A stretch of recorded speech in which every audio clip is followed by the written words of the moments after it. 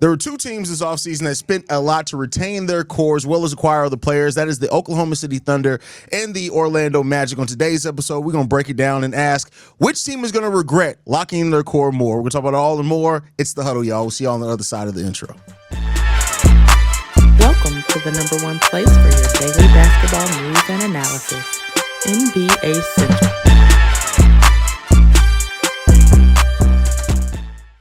What's going on, basketball fans? Welcome to another episode of NBA Central, aka The Huddle. We got the whole squad in the building today. We got Steve-O, Kev, C-Dub, myself, Hayes, in the building today. Fellas, we got a simple topic to get into today.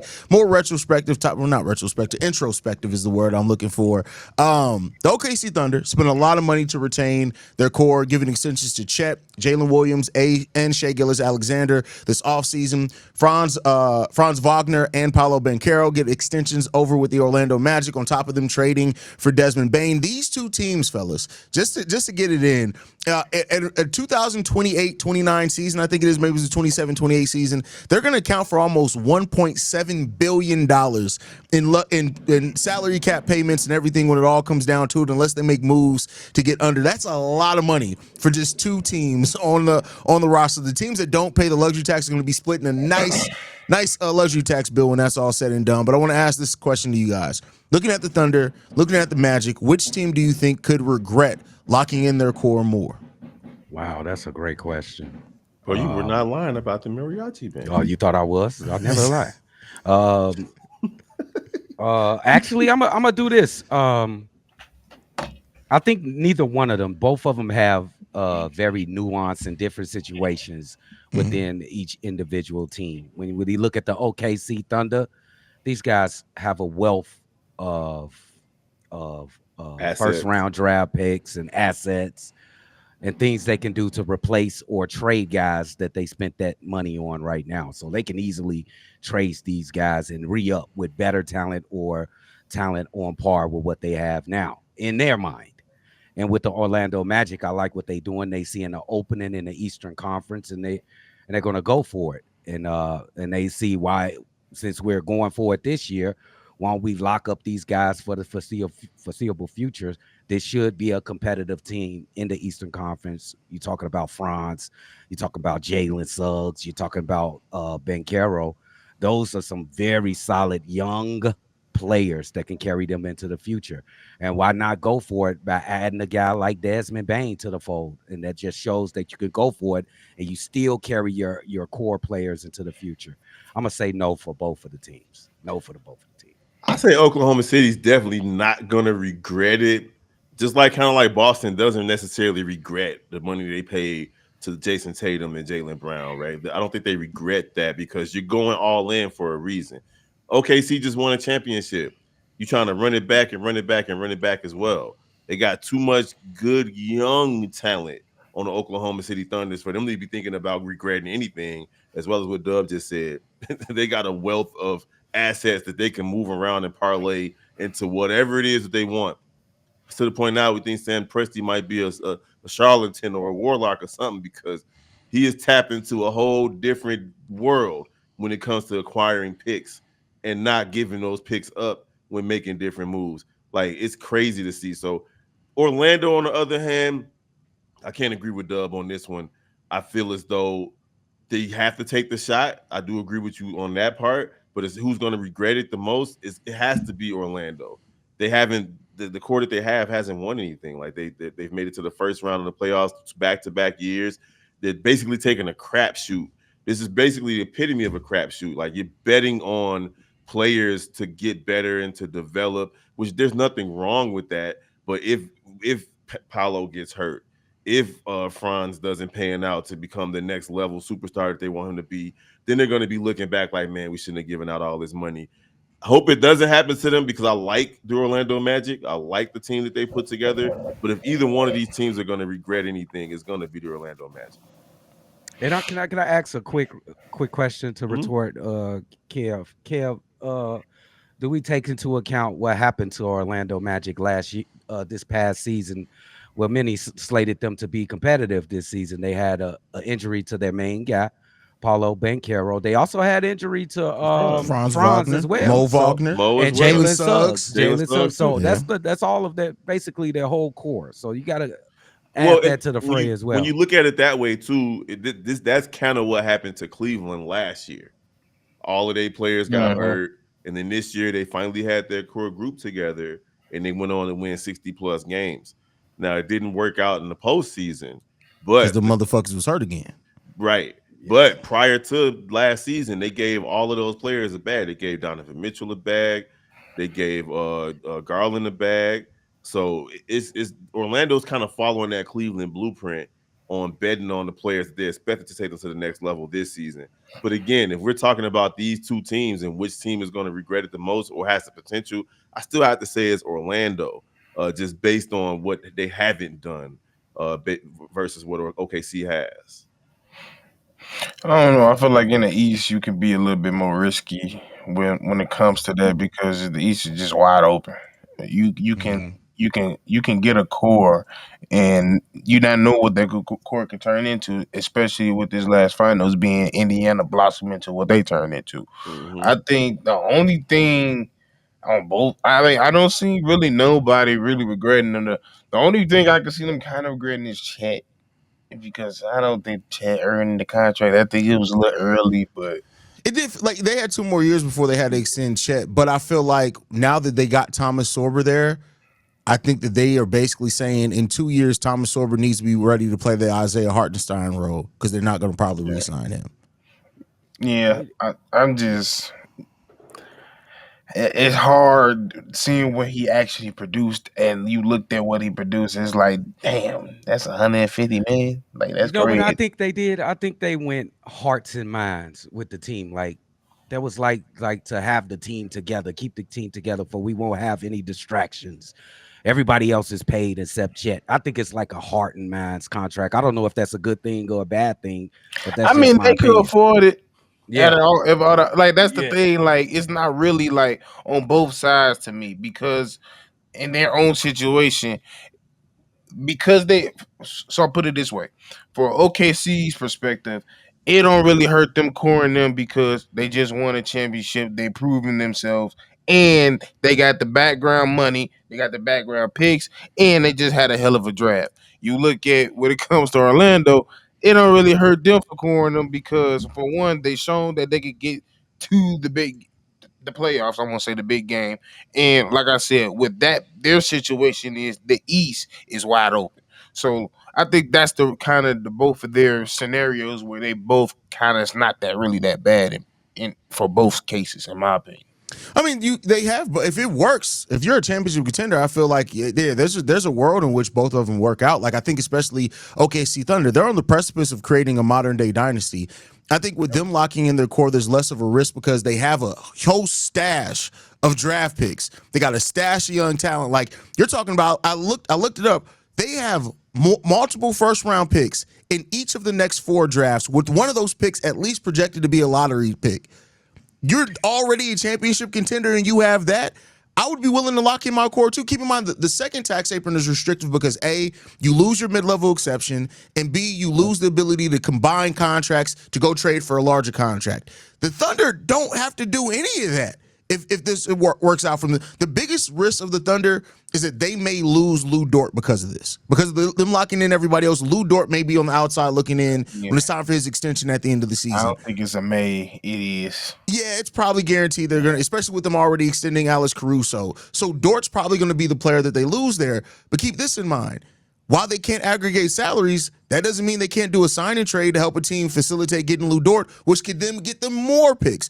Sam Presti's been so smart. They will. Yeah, exactly. Sam Presti has been so smart as a GM that I feel like with the draft assets that he is the most equipped GM to go into the second tax apron in the entirety of the league. Because cool, they lose their ability to use their mid-level exception. All right, we got 2 first-round picks in each of the next 4 drafts.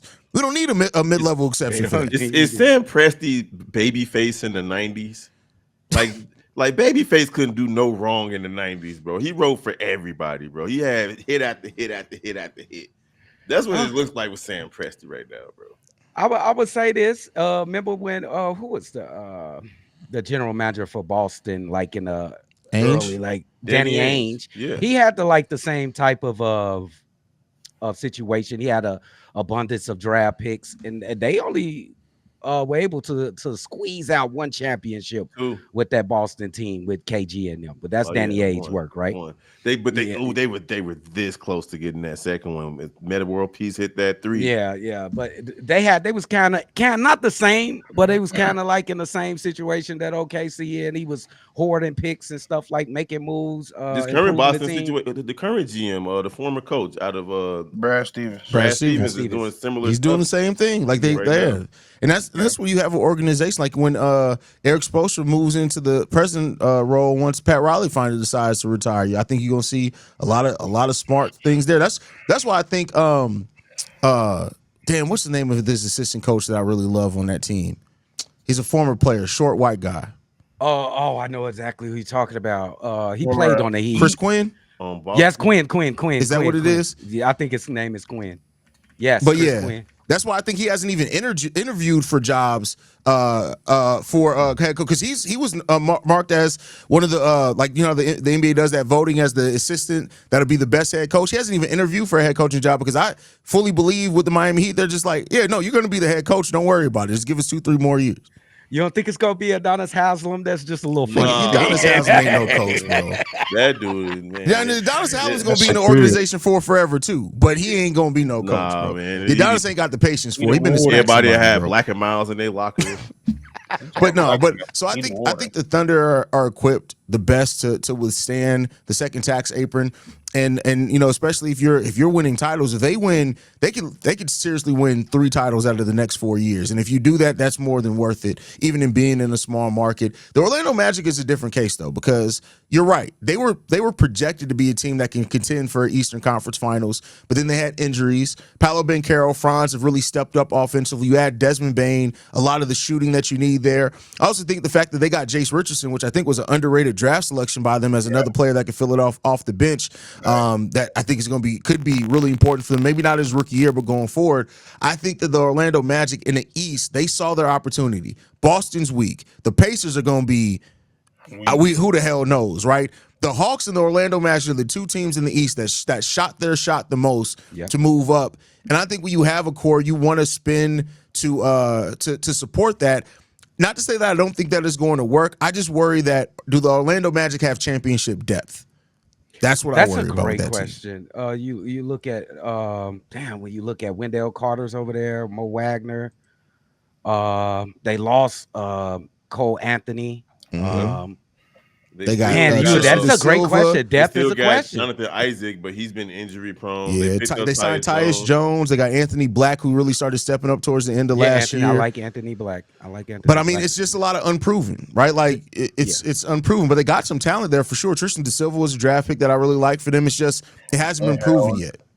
So. What I have to ask you guys a question about OKC. Now it's clear that they got their investment. They're investing in his future, $500 to $600 million. When does it start becoming feeling like we not getting a return on our investment? Is it 1 year we ain't win the championship? Like next year they didn't win the championship. You start thinking about trading guys like we can't afford this. Keep doing the Thunder? I think the Thunder, it'll have to be 2 years of not even making it to the Western Conference Finals, I think, before they get to that point. Think about the Denver Nuggets and how they just moved off Michael Porter Jr. at, what's that, 3 years from a championship now? 3 years removed. And you can also think about the Milwaukee Bucks and when they moved off of, what's his name, Middleton. That was like 2 or 3 years after they won their championship. So most teams are going to try to keep their core together for at least 2 seasons after winning the championship before they decide to move. And the same thing with Boston. Boston just did the same thing with moving Drew Holiday and Porzingis. Then that's a year after winning the championship. So Clay from Golden State as well. A couple years on that one too. That's just interesting, man. I like it, man. The West is going to be tough for OKC. It ain't going to be a cakewalk. Like I think everybody think it's going to be a cakewalk, but people thought the finals was going to be a cakewalk. I think look, people thought the finals was going to be a cakewalk. Yeah. Hell, Pat the designer said OKC in 3. That's how much he thought it was going to be a cakewalk. Wow. Yeah. So, and the Rockets. Here's what we say about the Rockets. they have built their team to deal with OKC. You can tell that the way that they built their team with depth, they're literally looking like, we got to get past OKC. And to do that, we need that depth. Yep. Yeah, and you still got teams like Minnesota out west that's gonna try to make it as hard for them as possible. They re-up with their guys. They kept their core together. It's not on the same level as these guys that we're talking about now, but they re-up Julius Randle. They paid Nas last year. Anthony Edwards ain't going nowhere. Last year they just paid Nas. This year, I thought it was last offseason. So yeah, they paid Nas, and then it was Rudy that gave another extension last year. Yeah. So Rudy, y'all know how I feel about Rudy. I ain't gonna disrespect Rudy is Rudy, bro. He's not that more. I mean, I guess when you a man named Rudy, you can only expect so much. I mean, he has a Hall of Fame career, so you can say what you will. He does. Yes. I ain't, I'm not mad at him. He just doesn't. Anyway, Minnesota's gonna try to make it hard for Oklahoma City as well. Is there? I'm talking about realistic contenders against OKC. Listen, until Minnesota, and I love Anthony Edwards. I think Anthony Edwards has a chance to be the best player in the league within the next 2 or 3 years. But until Minnesota goes out there and is aggressive about getting him a point guard, they're not serious to me. They're not serious, bro. Because they did go back-to-back Western Conference Finals, though, right? If I'm not mistaken. Yeah, they're good. They're good. But I don't see them as, like, until you get Ant that point guard, because Ant grew as a playmaker last year because he had to, because Michael Conley Jr. was barely a human last year. Man. That's a fact, man. He been old. Yeah. Let me ask y'all, like, what if Denver trying to move out Jamal Murray? Does Minnesota trying to holler at them on that? Any point guard that becomes, I'm surprised Minnesota wasn't more aggressive about trying to get Lonzo Ball, especially for what he went for. They really should have. I think Jamal Crawford will work with Jamal Crawford is not even in the league anymore. I'm sorry.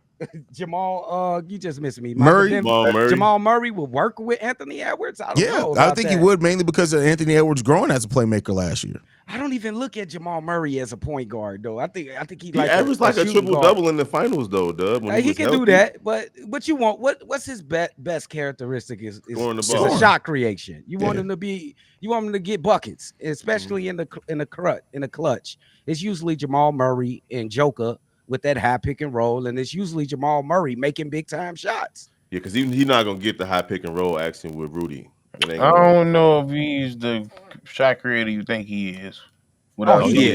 He is definitely. Without Joker, he's a solid shot creator, but Joker takes it to the next level. If you think about it, how he gets going is coming off screens, and Joker hitting him right in his hands.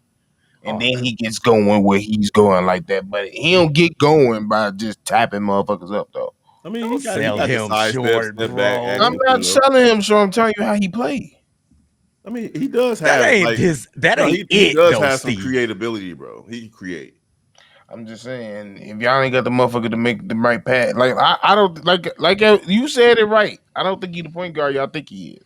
Yeah, I don't think he a point guard. I think he a shot creator. Like a two-guard, tweener, combo guard. I don't know if they're gonna play off each other good. That's not good, bro. I don't like that. They barely got it to work with Julius Randle. Both of them motherfuckers need somebody. Like, how we gonna say Minnesota need a point guard, then get somebody that's not really a point guard? Yeah. And you think Rob can work? I'm gonna ask it again. I think I asked it last. I think Rob is something he not even progressing in the summer league right now, so. Yeah, Rob Dillingham, I think at this point in time, you can't bet on him to progress on that. Like, I even think that they may even bet a little bit more on Terrence Shannon Jr. being a scorer off the bench to Rob Dillingham. I mean, coming in the next year, definitely all in on Terrence Shannon. Yeah, bro. Like, but they definitely gonna need a point guard. I would not be surprised to hear as the season goes on, they're monitoring all the point guards that could become available. But not to sidetrack that conversation. It's just to get back on Orlando, because we haven't talked a lot about Orlando. We went back to OKC and went into the West. CW, you basically raised a little concern over how good Orlando can be. Do you think that with the roster that they have now and what we know about the East, can they make it to the Eastern Conference Finals this year? Oh, absolutely. They can make it to the Eastern Conference Finals. It's a question about their depth and their dexterity, if they can stay healthy throughout the season, because we can just use the data that we've seen from last season. They had a lot of unfortunate injuries. I love the coaching that they have. I love the defense that they play. They needed offense desperately, and they think they got that in Desmond Bane. It's just the point of can they put it together? How fast can they put it together and make a cohesive unit? Because they still gotta work that out. Because you added in a new face in Desmond Bane. I don't see him as a plug-in player. Desmond Bane. He's going to have to learn their system that they playing over there. He's going to have to learn with a player like Paolo Banchero. He's the guy. He's going to have to learn to play on the side of him. He has to learn. But he's played with Ja. That's different. It's a little different. That's different. Yeah, no, I know it's different, but I think it might be more easier. Why it will be easier? Because he needs to provide spacing. The way they play is a lot of drive and kick. So he's just gonna be sitting there ready to shoot for most of the time. He's gonna have to step up defensively. I don't know though. Like, can they make the Eastern Conference Finals? Yeah. In the East this year, yes. Will they? It's still up in the air because I feel like Cleveland got to be the favorite in the East. I know how we feel. Cleveland's still the favorite, despite people talking about them like they all of a sudden terrible. They still the favorite in the East. I think Cleveland got to be the favorite in the East. Atlanta got to be in the conversation. The Knicks would be in the conversation if they still had Tom Thibodeau. But they're moving off of Tom. They still don't got a coach. They still got a coach, right? They do got a coach. They do got a coach. Mike Brown. Mike Brown, yeah, Mike Brown. You hired Mike Brown? I completely missed that. I don't even think y'all sent that in the text thread. I didn't. That's Kevin, his oldest. I completely missed that. They hired Mike Brown? Y'all know my life. That's a step back in coaching. All I'm saying. That's a step It back. is, but it ain't. Mike Brown is a solid coach. Yeah. He's a solid enough coach to keep them afloat. And let's not forget that he had the Sacramento Kings, the number 2 seed in the West. But I think that they needed somebody to come in and shake shit up. Mike Brown's the coach that's going to come in and he's going to be able to keep them, I think, near the same level that they were last year. But we've seen that was disappointing. Yeah, he's a right, but he hasn't chosen his assistants. I think with Mike Brown, a big part of it is who he's going to choose as his assistants. And I also want to say this real quick, Dub. Go ahead. Shout out to you for saying dexterity the right way, bro. You said dexterity perfectly a few minutes ago, bro. That was like 5 minutes ago. Which is good because you know he only like any words more than 2-3 syllables. He can't. It's a crapshoot if he's gonna say them correctly. Listen, and I want everybody here. I'm not questioning my homie's vocabulary. He has a very vast vocabulary. Yes. He just don't give a shit about saying it right. That's the problem. Like, this is right intentionally. Y'all motherfuckers made me lose my God dog it, I forgot it. But anyway, Orlando, they definitely got a good chance in the East.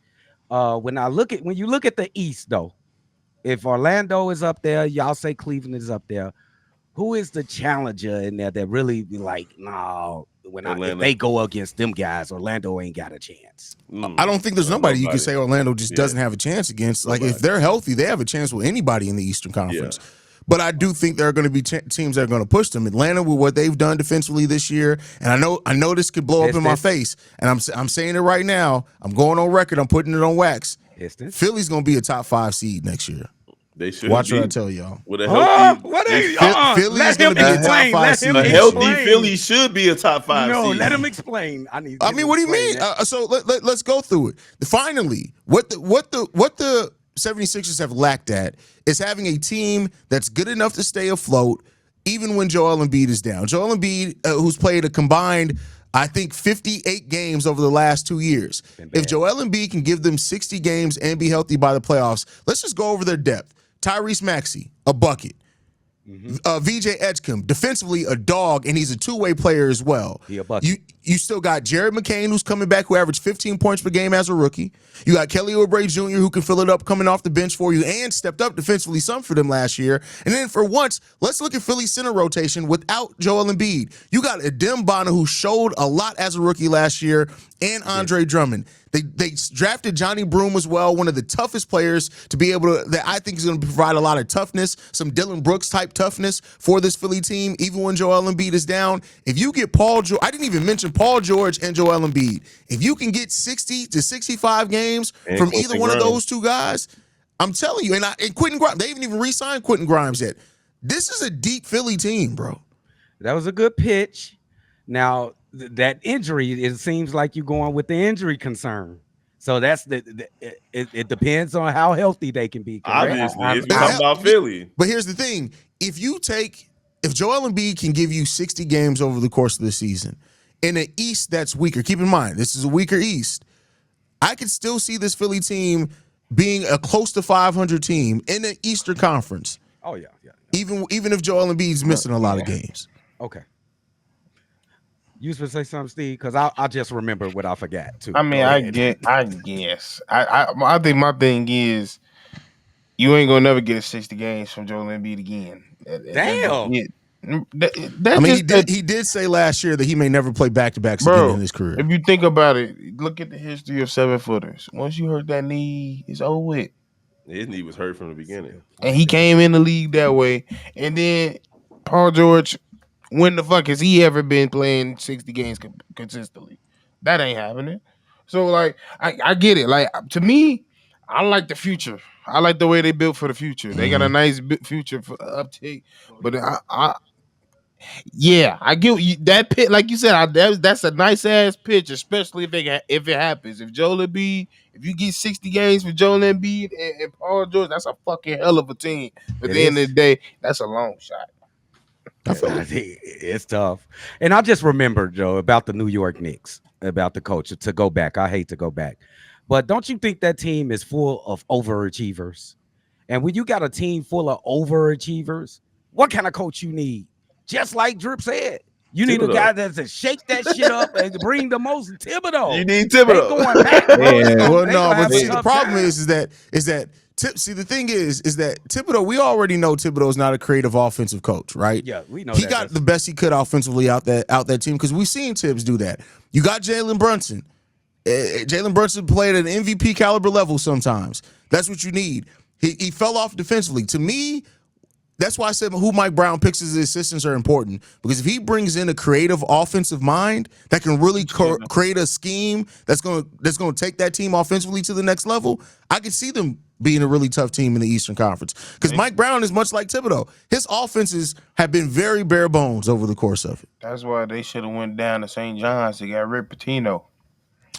Well, they should have hired Taylor Jenkins. The fact that they didn't hire Taylor Jenkins didn't make any sense to me, bro. That was a person who was. Steve, that don't work. Rick Pitino don't work in the NBA. I ain't gonna lie, it don't work. Rick Pitino ain't never had a guard. That's the thing. He got a guard going in New York. Did Rick Pitino coach Jason Kidd as a young point guard? Did he have Jason? I don't remember him having Jason. You talking about he coached the Nets? Yes. Did he have Jason? I don't think so. Yeah, I don't think he have Jason. That was the Kerry Kittles and buddy from Chicago that be doing the post game for us with the beard on CHN. Kendall Gill. Kendall Gill, those guys. And he only coached like a year, I think. He just coached a year and quit. Rick Pitino, he quit and ran back to college. Cause it's tough, man. He don't work in the NBA, bro. He can't do it. One try, give him another try. Give him another try. Look at this guy. Pitino never coached the Nets though. It wasn't the Nets. It was the Boston. He coached the New York Knicks 1987, 88, and 88, 89. And the Celtics. Then he coached the Celtics, and it was more than one season. Walker. He was the Celtics coach from 1997 to 2001. It was Antoine Walker. Years. And then they was ass. Was it Dana Barrows? Right? Was Dana Barrows still playing for that team? Probably. That sounds. But it was Antoine Walker, Paul Pierce, them. So they ain't walking through that door. Rick Pitino. Ugh. Yuck. Yeah, I don't know where. Like the Rick Pitino pool was a wild one, my boy. He said Larry Bird ain't walking through that door.